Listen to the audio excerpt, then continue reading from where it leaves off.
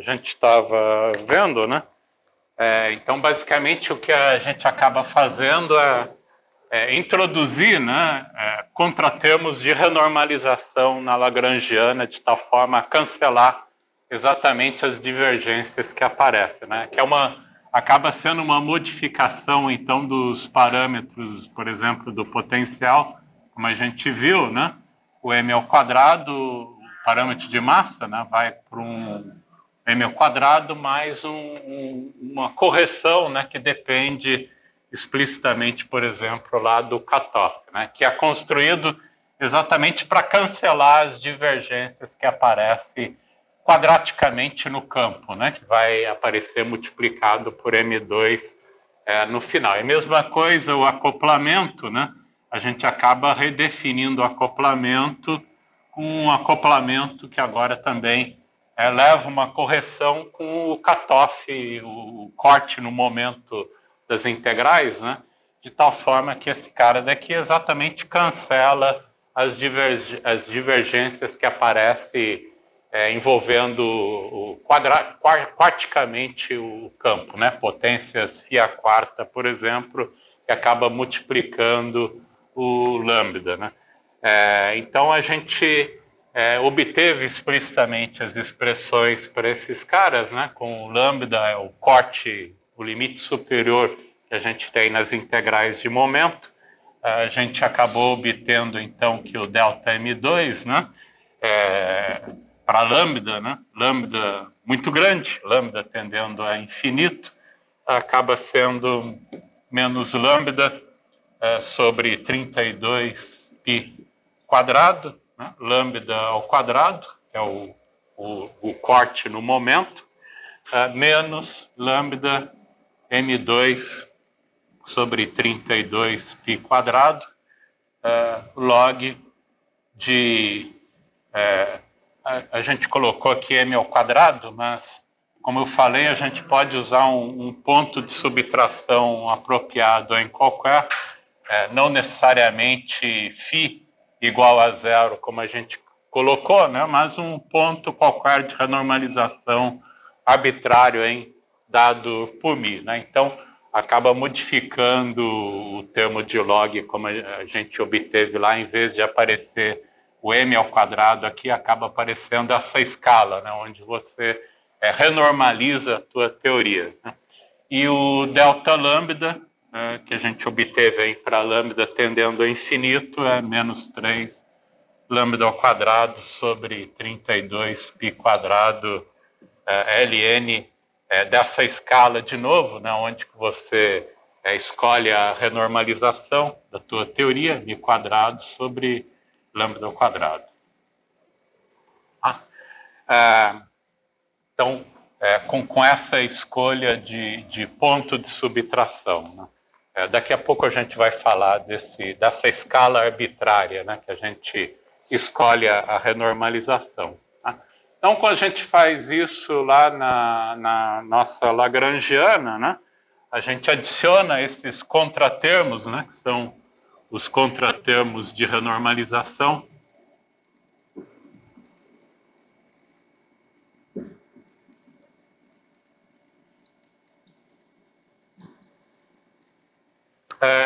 De tal forma que esses caras aqui exatamente cancelam as divergências daquela série perturbativa que a gente viu para o potencial efetivo, né? Dos termos divergentes que vêm do potencial efetivo na aproximação de um laço, né? Tudo isso daqui é na aproximação de um laço, que era a aproximação de H cortado que a gente estava construindo aí para o potencial efetivo, né? Então isso aqui equivale a gente modificar a nossa densidade da Lagrangiana, né? A densidade Lagrangiana original, mais a parte que envolve esses contratermos de renormalização. Onde o L de contratermo então menos delta M2 sobre 2 φ quadrado, menos delta lambda φ a quarta sobre 4 fatorial, os termos que a gente acaba adicionando, então, para para poder renormalizar a teoria, né? A gente, na verdade, tem outro tipo de contratermo aqui que a gente acabou desprezando quando a gente fez o cálculo lá do potencial efetivo, né? Lembra que tinha um termo que é D4K no espaço de Minkowski, 2π a quarta log de K ao quadrado menos M ao quadrado mais I epsilon, que a gente jogou fora, né? Lá do potencial efetivo, que era um termo que não dependia do campo, né? Não dependia do campo φ. Então, isso aqui acaba contribuindo como um termo constante no potencial efetivo, e a gente jogou fora esse termo, né? Isso daqui é o que a gente chama de energia de vácuo, né? Acaba tem um fator aqui, I, eu acho que agora I sobre 2, alguma coisa assim, né? Que aparecia lá explicitamente no cálculo do potencial efetivo, né? Então, isso daqui equivale ao que a gente chama de energia de vácuo. Não depende de φ, né? Do campo.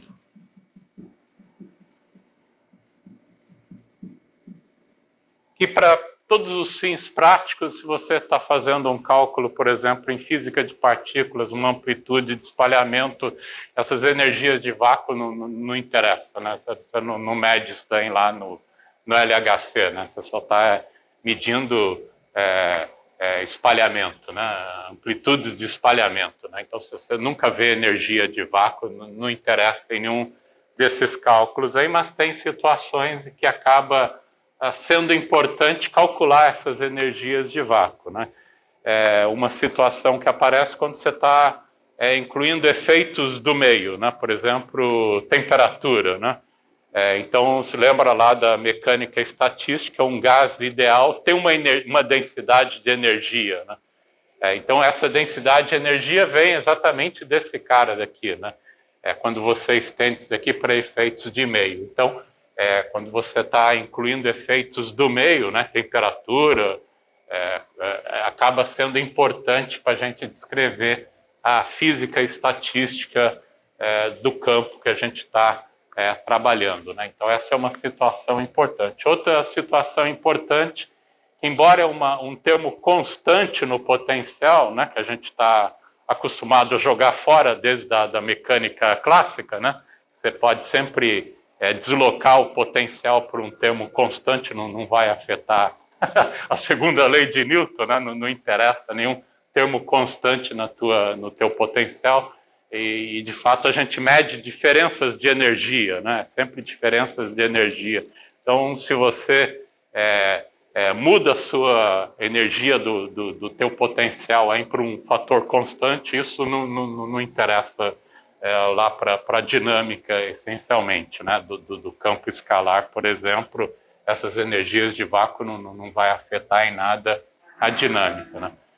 Mas tem um caso em particular que é importante essas energias de vácuo, na presença de gravidade. A gravidade sente a energia de vácuo, né? Então, em gravidade, você não pode simplesmente adicionar ou subtrair uma constante do teu potencial, porque isso vai modificar as equações da relatividade geral. Então, acaba sendo importante. Isso daqui em cosmologia é importante, né? Energia de vácuo em cosmologia acaba sendo importante.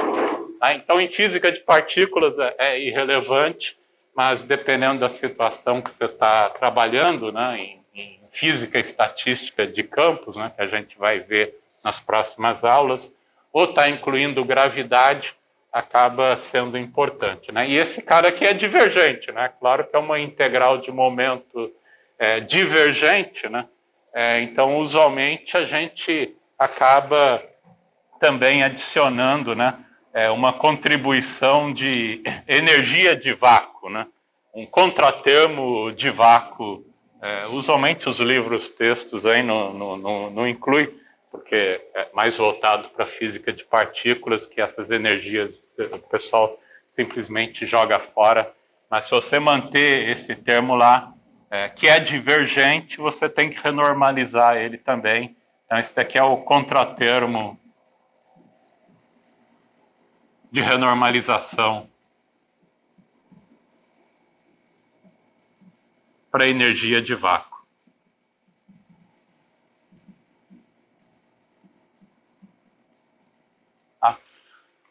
Um outro tipo de contratermo que a gente não está levando em conta aqui, porque o nosso cálculo essencialmente não mostrou ele, né?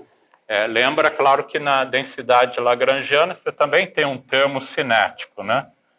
Demi de Phi, demi de Phi. Né? Em princípio, a gente também pode incluir um contratermo que envolve o termo cinético explicitamente, né? Lembra que dentro da ação, né, que você tem um termo desse tipo aqui dentro da ação, isso daqui é a mesma coisa que menos a integral de d4x, né, meio do φ, operador da Lambertiano, φ, né? E se você vai para o espaço de momentos, né, isso daqui é um p quadrado, né, um p quadrado no espaço de momentos, né, se você toma a transformada de Fourier. Então, diagramas que vai com o momento, né, o quadrimomento, usualmente são diagramas também divergentes que você tem, né? Acaba a gente tendo diagramas divergentes que depende aí do quadrimomento, né? Então, a gente também precisa adicionar um contratermo de renormalização para esse sujeito daqui, né? Então, esse contratermo de renormalização, usualmente a gente acaba escrevendo aí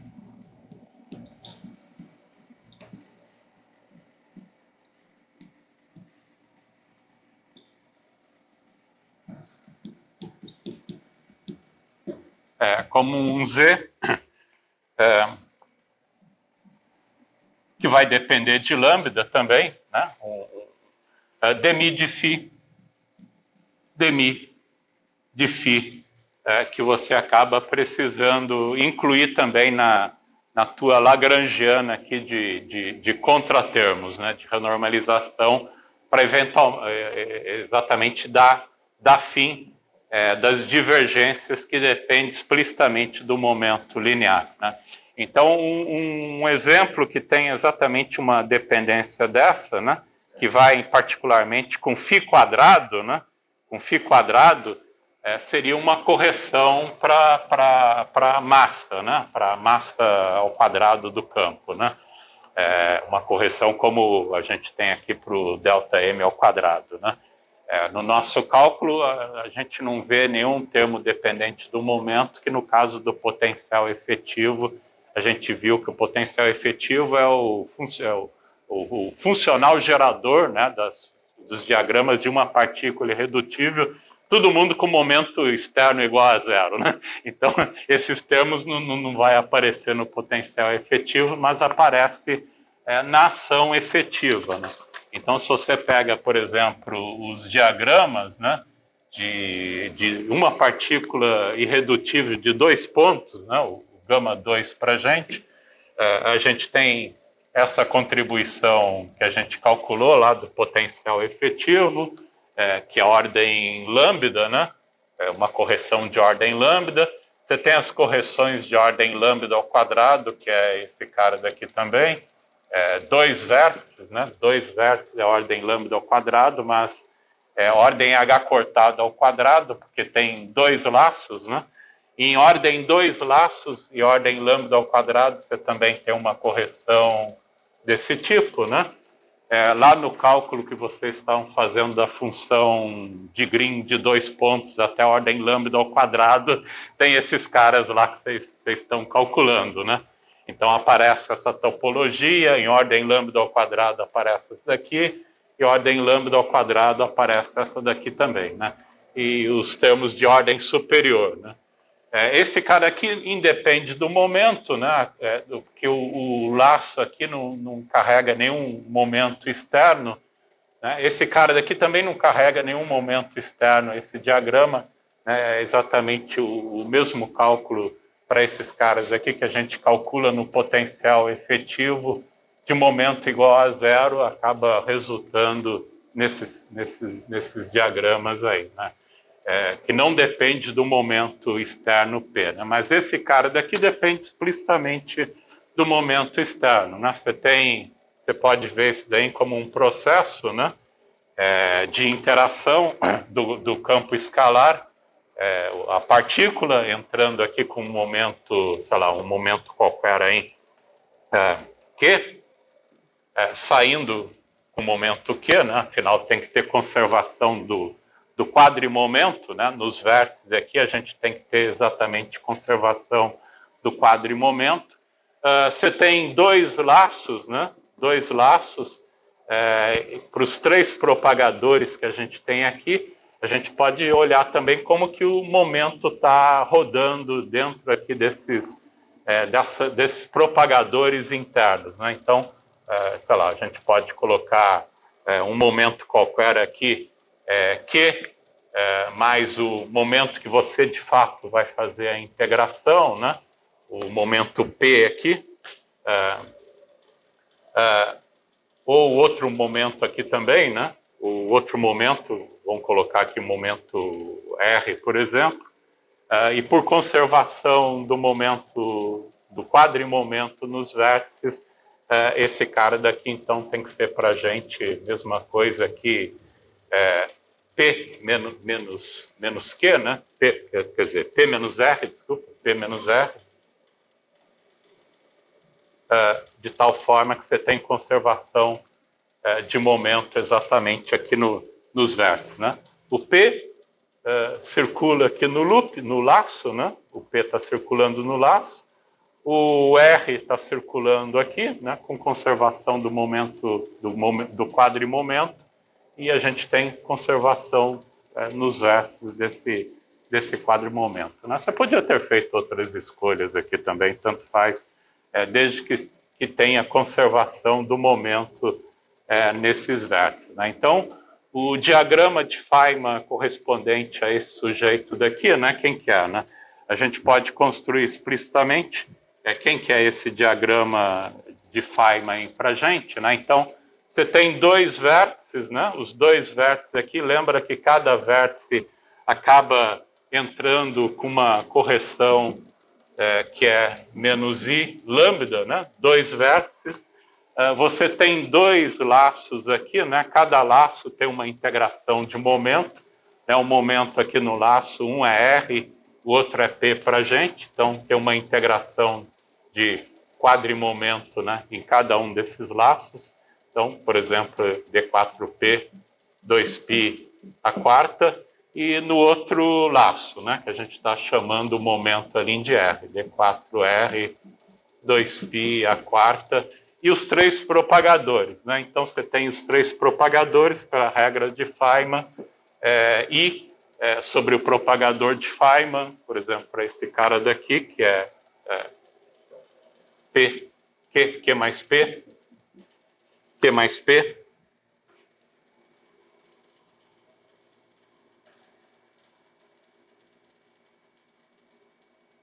ao quadrado, menos m ao quadrado, mais i epsilon, né?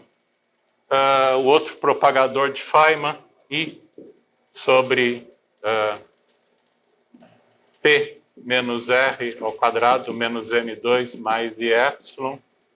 E o terceiro propagador, né? O terceiro propagador, que é esse carinha aqui, I sobre R2 menos M2 mais I epsilon, né? E tem o fator de simetria, né? O fator de simetria, se você tirar corretamente o fator de simetria, dá os 6 aí, né? Que é o exercício lá de vocês, né? Se vocês obtiveram 1/6, tá correto, né? Tá correto lá o cálculo que vocês fizeram dessa função de Green de 2 pontos, né?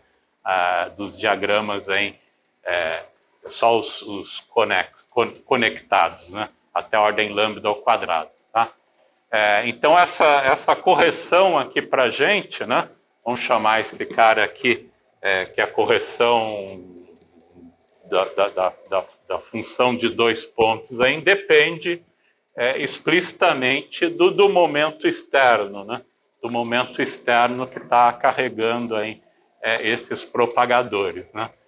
Então é uma função do momento externo. Isso daqui você pode expandir em série de Taylor no momento externo Q, né? Se você expande isso daqui em série de Taylor, a forma desse cara daí acaba sendo alguma coisa.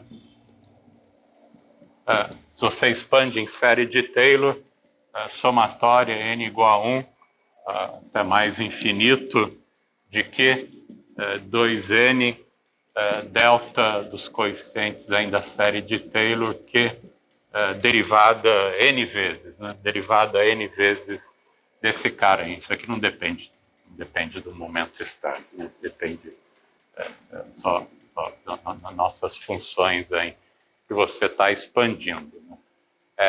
Uma observação aqui que esse cara daqui é um invariante de Lorentz, né? Ele é exatamente um invariante de Lorentz. Então, quando você expande ele em série de Taylor, né, tem que continuar sendo um invariante de Lorentz. Isso implica que você só pode ter potências pares, né, no momento externo desse diagrama, né? Não pode ter potências ímpares, né? A gente não tem o termo que depende só de Q, né, do quadrimomento, né? Você não pode ter, na expansão aqui, um cara sozinho, um QMI, né? Porque para ser um invariante de Lorentz, você tem que contrair com algum outro quadrivetor, né? E a gente não tem nenhum outro quadrivetor para contrair esse cara, né?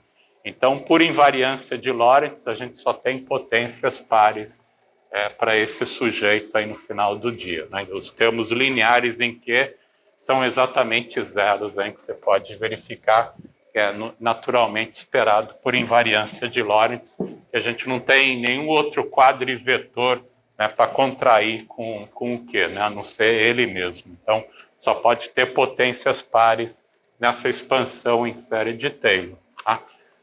Daqui, né, é claro que tem o termo que, se você fizer o momento externo aqui, Q indo para zero, né, se você toma Q indo para zero, isso daqui te dá um termo divergente, né? Então, se você olha para a contagem aqui de momentos, né?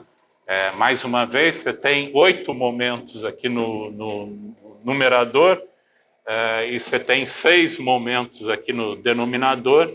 Esse diagrama vai com lambda ao quadrado, né? Com o limite superior das integrações de momento aqui, com lambda ao quadrado. Então, já o termo de ordem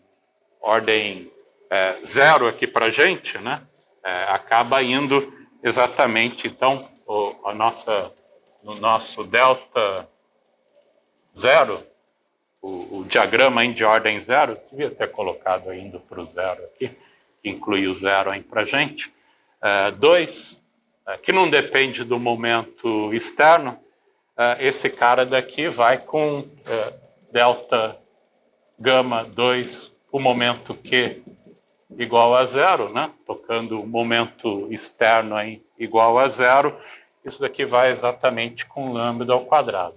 Tá? Na expansão em série de Taylor, né? Se a gente olha para o termo que depende de Q quadrado, o delta 2 de ordem 2 aqui para a gente, né? Ele acaba indo com log de lambda, que é divergente. Tá? Como vai com Q ao quadrado, né, com o momento externo ao quadrado, e é divergente, implica que você precisa colocar um contratermo de renormalização para dar cabo dessas divergências, né, que vai com o momento externo exatamente dessa forma. Então, já aparece em ordem lambda ao quadrado, né, a correção para a massa, a função de Green de 2 pontos é divergente e depende explicitamente do momento externo, então a gente é obrigado a colocar um contratermo de renormalização desse tipo, né? Então, a gente acaba ficando no final do dia, né, a nossa lagrangiana de contratermos mais geral, exatamente aqui envolve também um termo desse tipo, né? um meio de Zφ que depende de lambda dmi de φ, dmi de φ, para poder renormalizar esses termos que dependem explicitamente do momento externo, né, que acaba e que são divergentes. Os demais termos aqui da série de Taylor, se você expandir, você tem o que a quarta, aqui a sexta, etc. Você pode verificar que todos os demais termos da expansão de série de Taylor são finitos, né? Então basta renormalizar esse diagrama em particular aí, até a primeira ordem, a segunda ordem, né? Ou a ordem 2 aqui, né? Na série de Taylor, né? Os outros diagramas aí, delta, gama, 2 de n para n maior do que 2, são todos finitos. Não tem divergências, né? Então, essas são as únicas divergências que a gente tem. Essa divergência aqui acaba entrando como um contratermo de massa, né? Desse tipo, que vai entrar uma correção lambda ao quadrado aqui, que vai aparecer quando você vai em ordem de 2 laços, né? Então acaba entrando aqui essa correção de momento externo igual a 0, acaba uma modificação de ordem h cortado ao quadrado desse contratermo. Tá?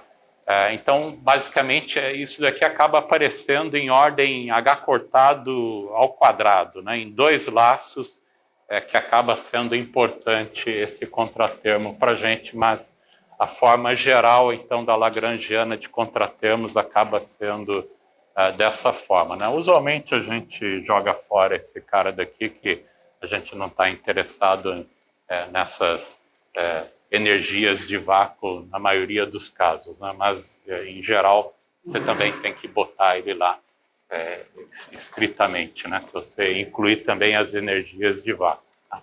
E o contratermo de energia cinética, né? Então esse Z de φ aqui é o que a gente chama de função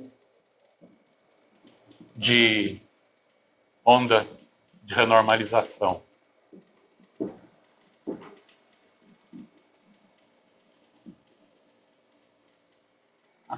É tipo uma função de onda que aparece, você pode eliminar esse termo aqui por um rescalonamento do campo, né?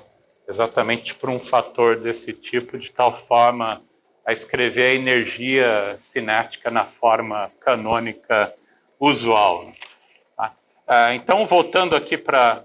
Na verdade, aqui eu errei um índice, né? Esse aqui é o de cara de ordem 1, n maior do que 1, porque a gente já começou do 2n aqui na história. Né?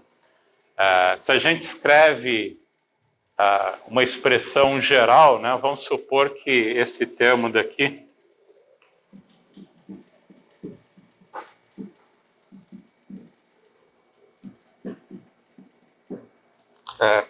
tem a forma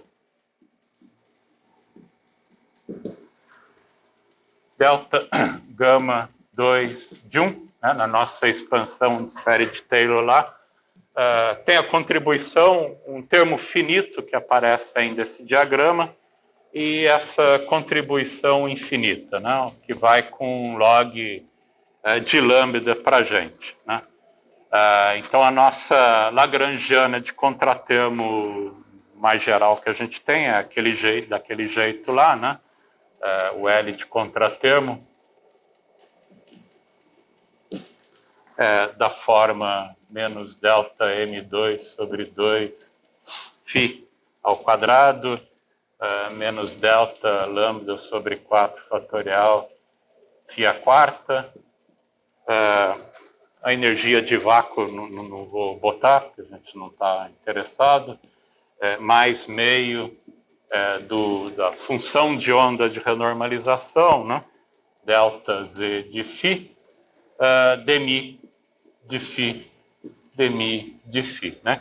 Que a gente precisa para renormalizar esse cara daqui. Então, com essa estrutura aqui, né, a gente pode dizer exatamente quem que é esse cara daqui com se a nossa função de Green de 2 pontos tem exatamente essa forma, a gente pode eliminar essa divergência, né?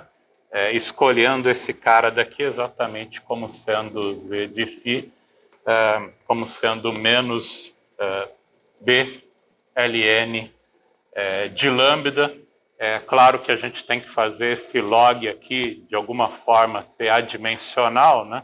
Então, estritamente, tem alguma escala aqui que faz esse log ser adimensional, que é a mesma escala que acaba aparecendo nesses outros logs aqui, né? Você não pode ter um log com dimensão, né? O argumento do log necessariamente é adimensional. Então, se você toma esse contratermo de renormalização como sendo exatamente desse jeito, isso elimina exatamente essa divergência desse cara daqui, né?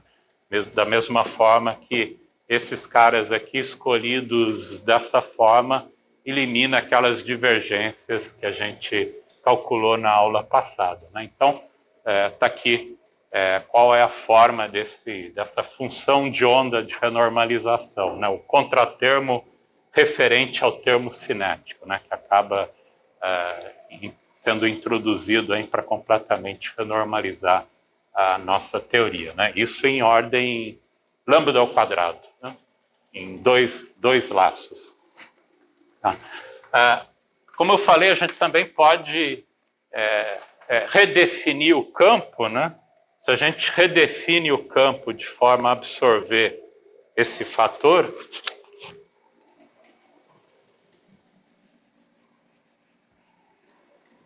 a gente é livre para fazer isso. Então, voltando na nossa lagrangiana renormalizada, né? Que é a lagrangiana original mais a de contratermos que a gente tem, né? Então, a lagrangiana renormalizada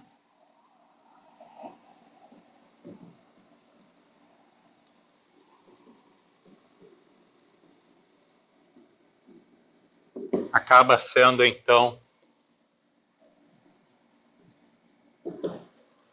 meio, né? O termo original cinético que a gente tinha lá, mais esse contratermo, né, de função de onda, que depende do corte no momento que você deu, dmi de φ, o menos meio, a massa, eu vou chamar de tilde aqui, porque daqui a pouco eu vou redefinir esse cara daqui, que vai depender explicitamente aí de lambda ao quadrado, φ ao quadrado, e o termo de acoplamento, que eu vou chamar também de tilde, sobre 4 fatorial, φ a quarta, que eu vou redefinir ele daqui a pouco, né?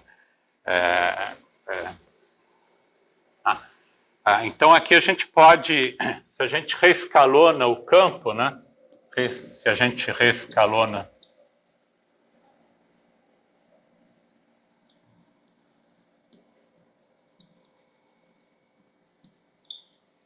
tal que φ vai para um φ0 sobre raiz quadrada desse z de φ,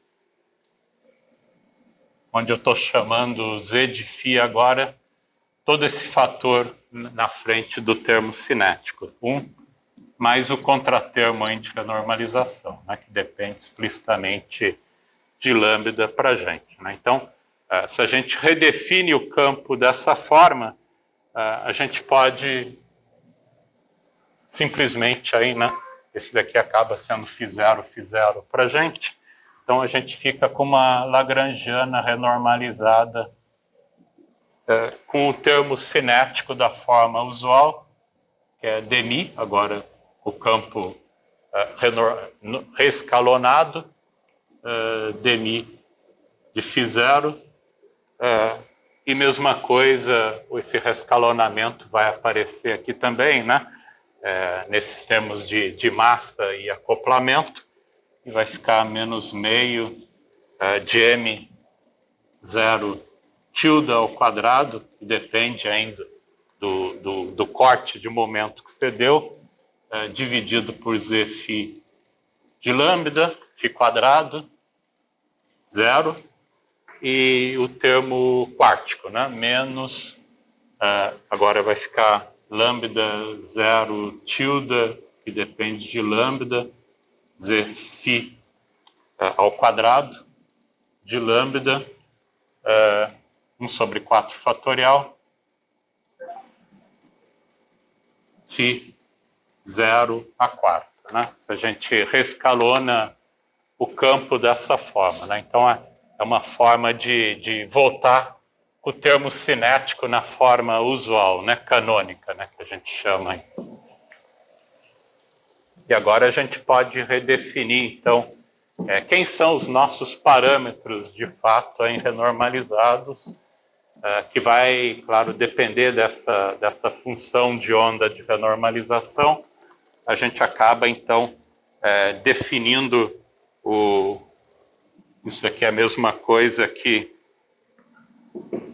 meio dmi de φ0 ao quadrado, dmi φ0 ao quadrado,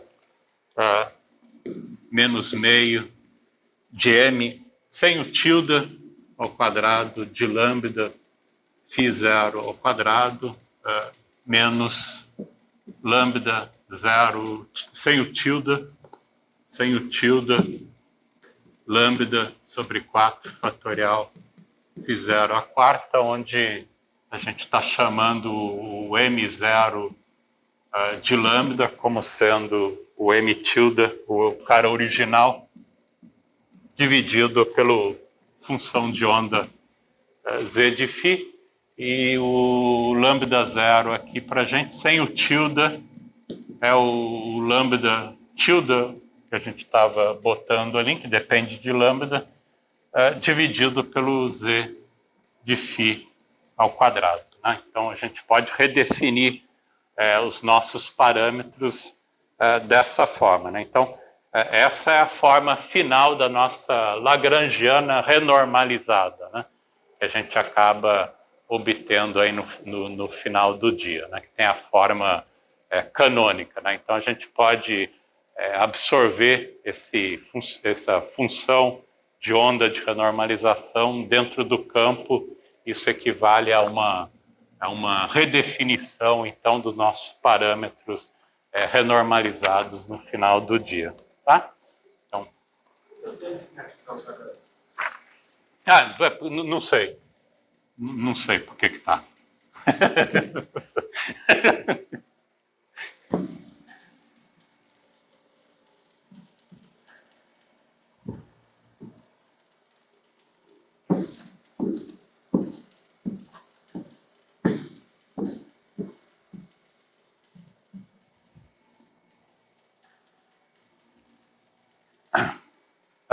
Outro ponto importante que a gente tem daqui, né, o que a gente chama de uma teoria renormalizada, né?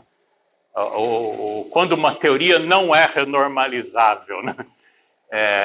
Por que a gente está usando até φ à quarta, né? Você pode perguntar, por que o Higgs só tem interação quártica? Por que o Higgs não tem uma interação sextica lá? O modelo de Weinberg e Salan não bota um φ à sexta, né? Ou um φ à oitava, né? Ou qualquer outra potência, né? Isso tem a ver exatamente com uma teoria ser renormalizável ou não, né? Então, se a gente volta lá no grau de divergência superficial, né?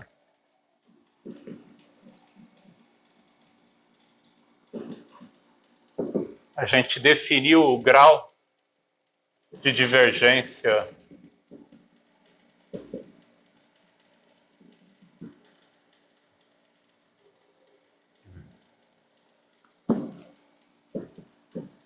superficial de um diagrama de Feynman.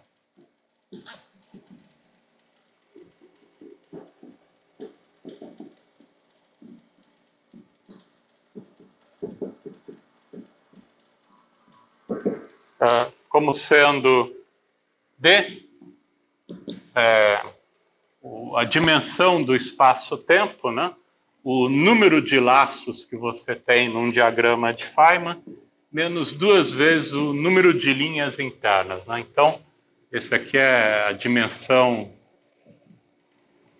do espaço-tempo, 4 para a gente, mas você podia estar trabalhando em outra teoria de campos aí, mais formal, com 2 dimensões de espaço-tempo, 3, 4, 5, 6, sei lá, em teoria de cordas, 26 dimensões do espaço-tempo, né? Podia estar trabalhando com outras dimensões do espaço-tempo. O número de laços, né, de um diagrama,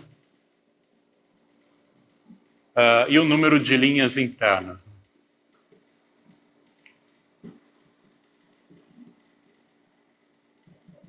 O número de propagadores, né, de um diagrama de Feynman, né, aquelas nossos propagadores, né, essencialmente. Então, isso dá o grau de divergência superficial de um diagrama de Feynman. A gente podia olhar para uma interação mais geral também, né? Se a gente olha para uma interação que não é só a φ a quarta, né?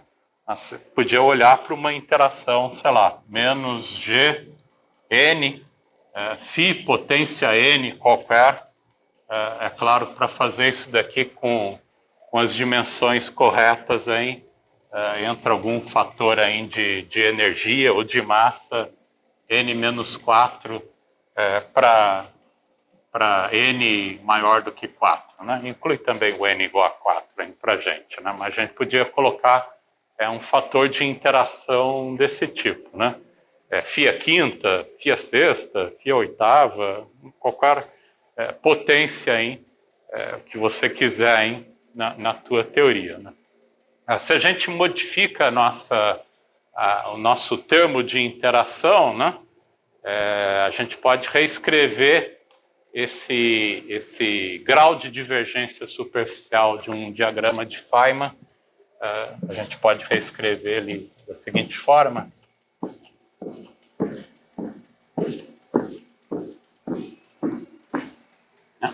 A gente pode escrever um diagrama de Feynman, também tem um certo número de vértices, né?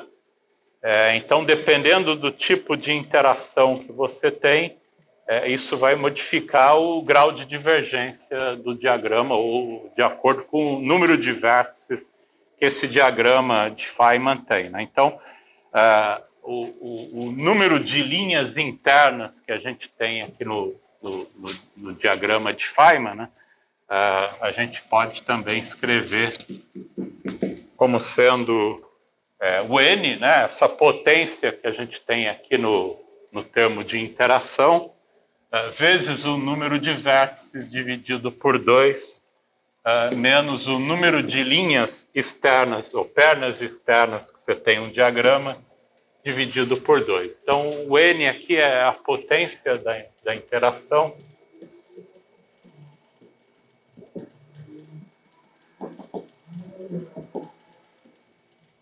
O v é o número de vértices de um diagrama. E o e aqui para a gente é o número de pernas externas.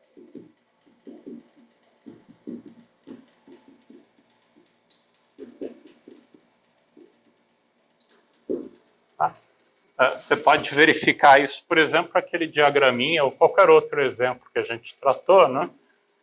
Que a gente tem, então, que o número de linhas internas, né, para a gente vai ser uma interação quártica, então o n aqui é 4 para a gente.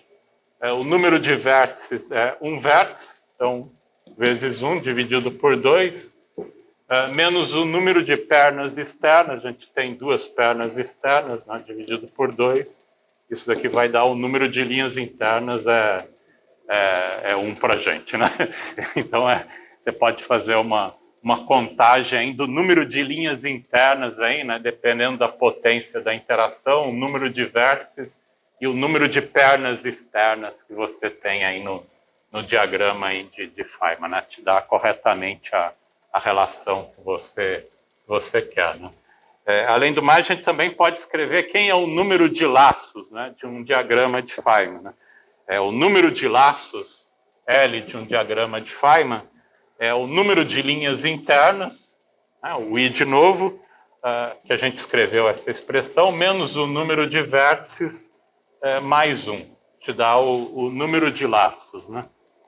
Então, para uma interação qualquer de grau n, né, com potência n, aí, por exemplo, no campo escalar, o que a gente também pode escrever usando essa relação aqui de cima, como sendo n sobre 2 menos 1 vezes o número de vértices menos e sobre 2 mais 1, né? E a gente substitui o i aqui dentro, a gente fica com essa relação, né? Então, substituindo isso e esse cara no grau de divergência D, né, genérico, a gente acaba ficando, então, que o D...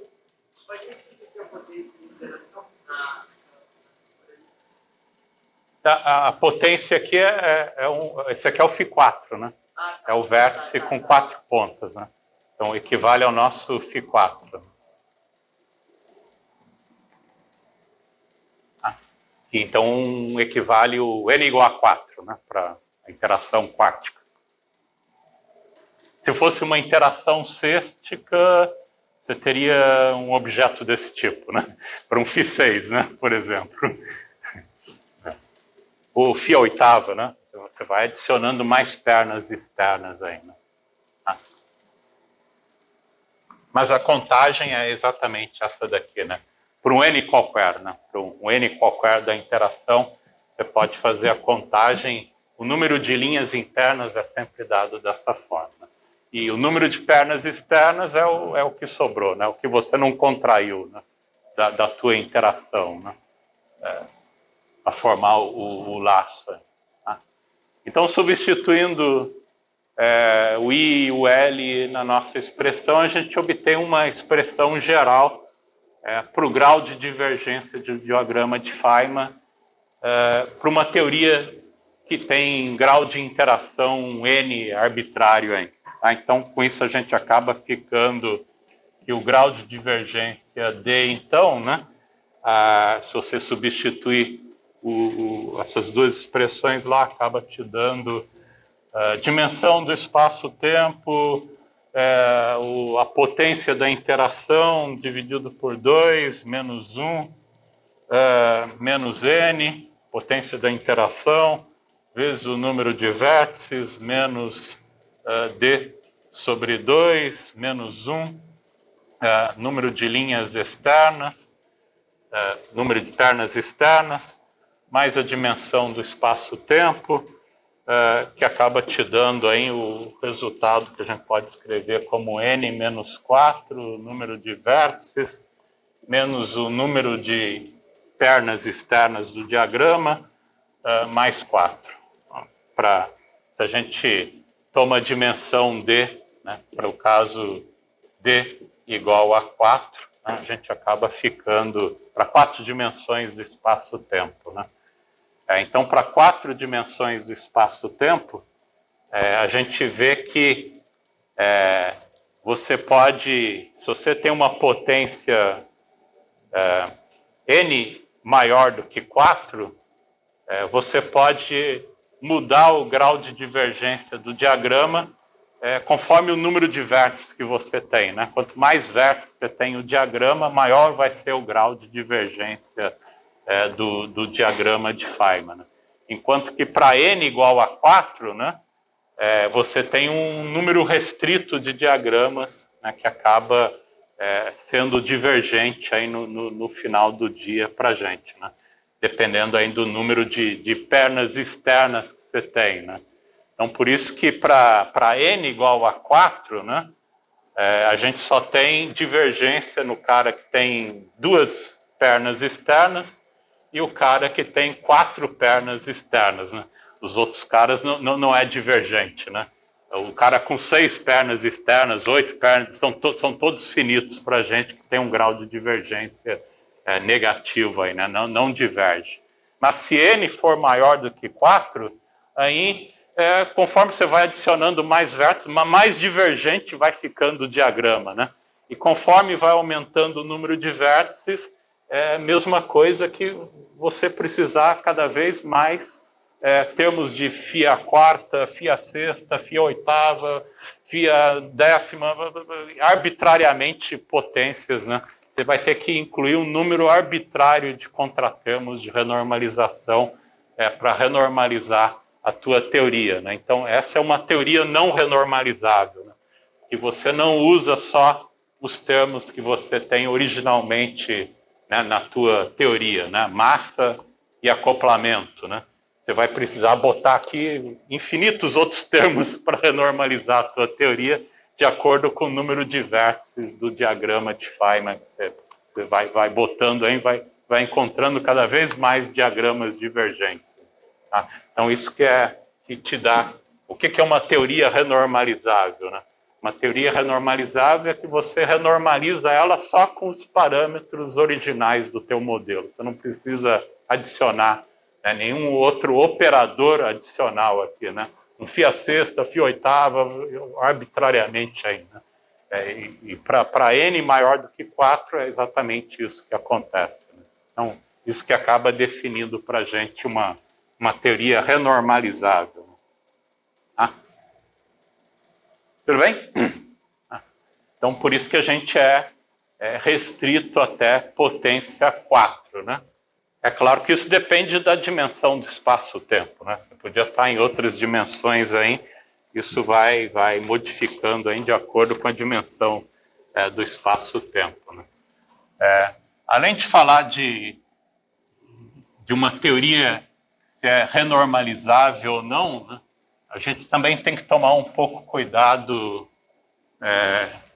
quando a gente encontra interações que não são renormalizáveis em princípio, né? Então, por exemplo, a gente podia olhar para uma teoria com dois campos escalares, né? Uma lagrangiana de campo φ e ψ, né?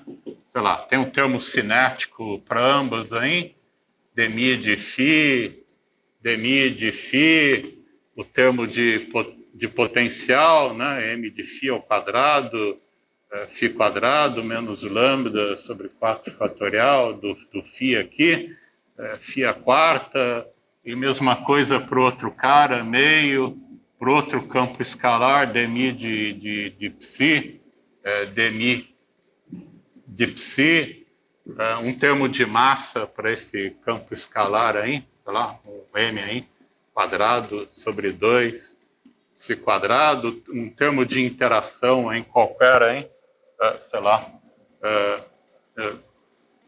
lambda psi sobre 4 fatorial, psi a quarta, e uma interação entre os dois caras aí, que também é renormalizável, que a gente podia imaginar uma interação do tipo φ a terceira psi. Né? Potência 4 ainda tudo bem, né? Ainda é renormalizável. Né? Uma teoria desse tipo ainda é perfeitamente renormalizável. A gente pode olhar para um diagrama de Feynman, por exemplo, desse tipo, né? Esse vértice aqui é um vértice com 3 pernas externas de φ, né? E uma perna de psi, né? Outro campo escalar, né? Então dá um vértice de interação desse tipo para a gente, né? A gente podia construir um diagrama de Feynman com esse cara daqui, que é esse objeto aqui para a gente, por exemplo, né? Onde tem uma partícula virtual aqui, né? Que é exatamente um propagador desse campo psi, né?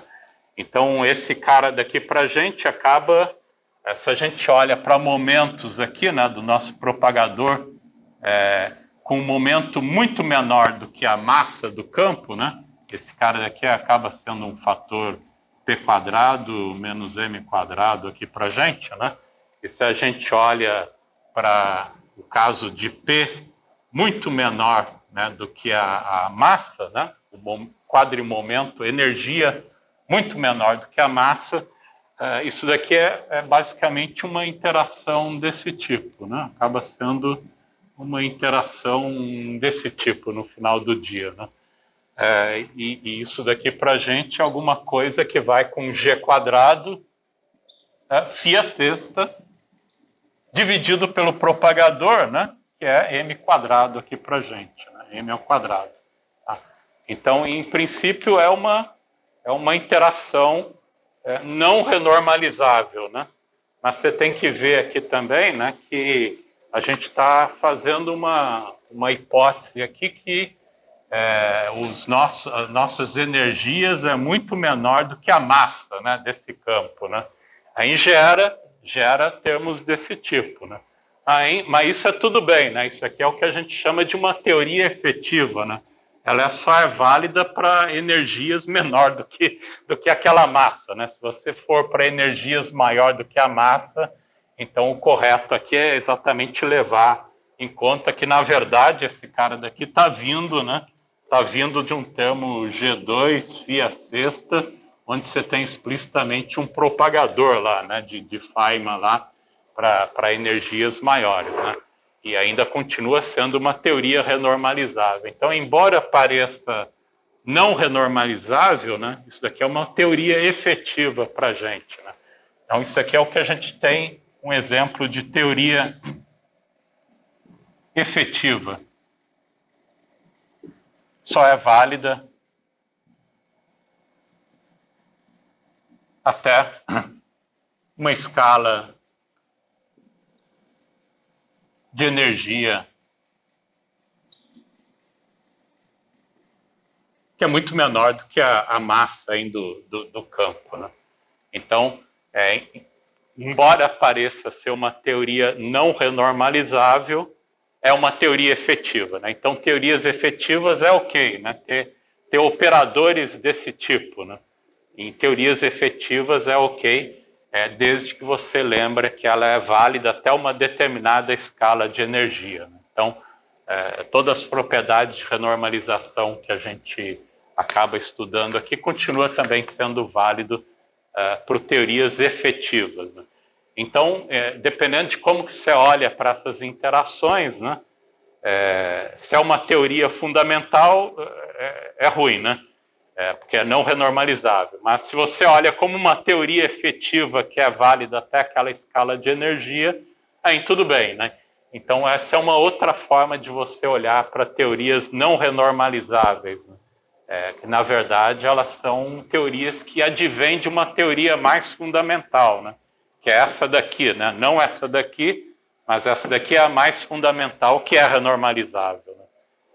A única coisa aqui que, na verdade, envolve uma partícula pesadona aí, né? Que você pode integrar sobre essa partícula pesadona. Isso gera uma teoria para o campo escalar φ, que aparentemente é não renormalizável, mas é, na verdade, uma teoria efetiva, né? Que é válida até aquela escala de energia apropriada. Né? Então, é uma outra forma de você olhar para teorias não renormalizáveis, na verdade, como uma teoria que não é fundamental. Né? A teoria fundamental é a renormalizável. Tá? Então, tem que tomar um pouco de cuidado em como que a gente olha para... Essa relação aí, você começou com a teoria renormalizável, aí tomou o limite do M, chegou nesse acoplamento do FTP. Se você não soubesse o regulamento, só esse termo aparentemente não é renormalizável, você saberia que ele veio só desse acoplamento ou pode ter outro acoplamento que gera isso correto? Podia, sei lá, podia ter outros termos de interação aqui diferentes, né? Podia ter, sei lá, um outro termo que só tinha, enfim, né? Tem outras formas de construir isso, né? Mas essa é a forma mais simples, né? Eu entendi, né? Você olha para a gradiana efetiva e tem lá, e assim. Quando P é muito menor que M. O mais natural é exatamente um cara desse tipo. Mas a princípio pode ser. É que nem teoria de Fermi, né? Teoria de Fermi que envolve o psi barra, né? Psi. Você pode ter um termo ao quadrado desse tipo, né? Na teoria original de Fermi, né? um acoplamento lá de Fermi, né? Essa é uma teoria efetiva, né? Que, na verdade, a teoria fundamental que gera esse cara daqui lembra como que o campo de Dirac está acoplado com o campo eletromagnético, né? Você tem um termo de interação do tipo AMI, né? Gama Mi, Psi barra, né? Dentro lá da eletrodinâmica quântica, né? Então, o teu vértice é exatamente isso daqui, né? É um cara desse tipo aqui com o fóton, né? O elétron, fóton, né? Mas você podia fazer um negócio desse tipo aqui, né? Então, lá na teoria eletrofraca de Fermi, né? Para descrever os bósons vetoriais, você tem um bóson vetorial aqui massivo, né? Então, se as suas energias são muito menores do que a massa do teu bóson vetorial, você acaba aproximando a tua teoria como uma teoria de Fermi original para as interações fracas, né? Onde o teu bóson vetorial é um bóson vetorial massivo, né? Mas essa daqui não é uma teoria renormalizável, né? Mas essa daqui é. Então você está vindo de um cara desse tipo, né? Tá? Isso daqui, na verdade, tem um fator aqui, 1 sobre m ao quadrado aqui, né? Que é exatamente a massa do bóson vetorial no final do dia. Você pode olhar como uma teoria efetiva. Uma teoria efetiva. Então, na verdade, se a sua teoria não renormalizável é que ela deve estar vindo de uma teoria mais fundamental, que é a renormalizável.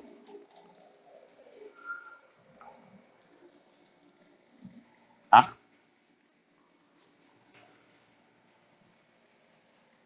É o mesmo problema da gravidade também, né? Se você vai quantizar a gravidade, você não consegue porque não é renormalizável.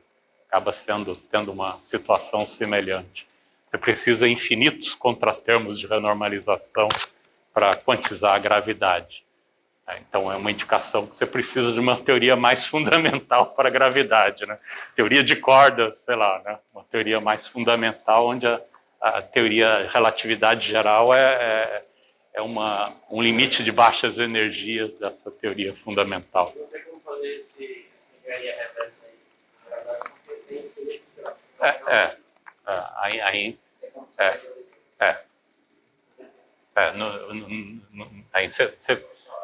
que dá a interação, dá esse cara sozinho, eu não sei quem é o outro campo, né? Eu não sei quem é o outro campo, né? Eu posso construir isso de infinitas maneiras, sei lá, muitas maneiras diferentes, né? Se você soubesse quem era o outro cara, né?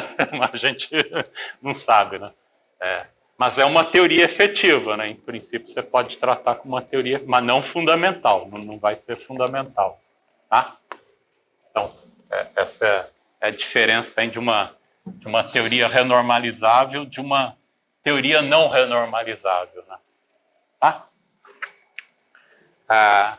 Em particular, também a gente tem a dimensão aí do espaço-tempo, né? Claro que isso também, o número a tua potência aqui vai depender da dimensão do espaço-tempo.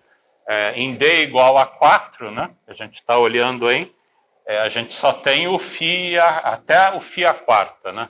Podia ter φ a terceira, pode ter, né? Você pode ter φ a terceira, φ quadrado. Não pode ter φ a quinta, φ a sexta, que não vai ser renormalizável. Então, a potência maior possível para a dimensão 4, para o campo escalar, é potência 4. Né? Se você tivesse em 6 dimensões de espaço-tempo, aí a potência máxima que você pode construir, olhando lá para o grau de divergência superficial, é só φ a terceira. Você não pode ter φ a quarta, né? Já não pode ter mais φ a quarta, não vai ser mais renormalizável. Só até φ a terceira. Então, para a dimensão D igual a 3, você pode ter, por exemplo, φ a sexta. Aí, para a dimensão 3, você pode ter um φ a sexta na nossa a nossa contagem de grau de divergência superficial, é possível ter uma interação φ quadrado, φ terceira, φ quarta, φ quinta, φ sexta. Né? Se você tem D igual a 2, né? 1 mais 1 de dimensão de espaço-tempo, aí em todos os operadores é possível. Aí pode ter φ quarta, φ sexta, φ oitava, né? Todos os operadores são possíveis.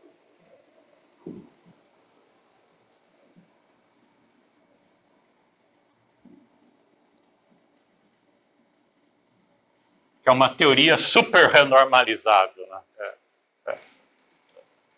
Super, acaba todos os operadores. Então depende também, claro, da dimensão do espaço-tempo. 4 dimensões de espaço-tempo é só o φ quarta, né? Então por isso que o Higgs só tem interação quántica, né?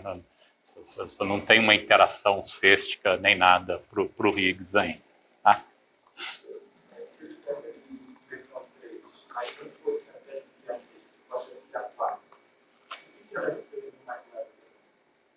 Porque você tem menos contratermos do que você precisa. Né? Ainda está sobrando termos na tua Lagrangiana. Tá? Se você vai até φ quarta, que em D igual a 3, você está subestimando. A expressão do grau de diferença é geral? Geral. Essa daqui é geral. Depende do número de vértices, o número de pernas externas. Quer dizer, essa daqui é geral, né? Essa daqui é para D igual a 4. Né? Essa daqui é para D igual a 4. A geral, para qualquer dimensão do espaço-tempo, número de vértices, né? E número de pernas externas e a potência da interação.